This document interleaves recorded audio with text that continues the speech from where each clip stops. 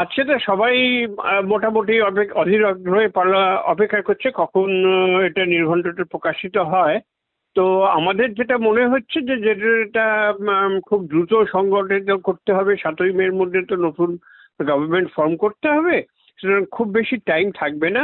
সুতরাং ফেজে হলেও এটা কম ফেজে হবে, অর্থাৎ 7 ফেজ যেরকম আগে হয়েছিল ওই রকম হবে না। আমার ধারণা এর চেয়ে অনেক কম ফেজে হবে, এবং একটি ফেজে হলেও আমি খুব আশ্চর্য হব না।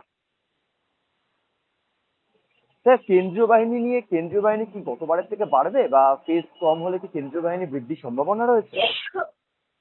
কেন্দ্রীয় বাহিনী পার্লামেন্ট ইলেকশনে যে অপ্রতুলতা হয়, কারণ সারা ভারতবর্ষ ব্যাপী এটা করতে হয়, এখানে তো অ্যাসেম্বলি ইলেকশন তো মাত্র কয়েকটি রাজ্যে হচ্ছে।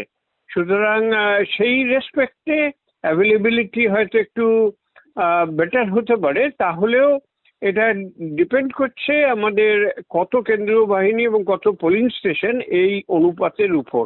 এটা ঠিকই, বা হাউজিং টাউজিং এ নতুন বুথ করায় একটু বুথের সংখ্যা হয়তো পার্থক্য হবে, এটা একটু বাড়বে, এবং তার উপর বলা হয়েছে 1200-র বেশি কোনো বুথে থাকবে না।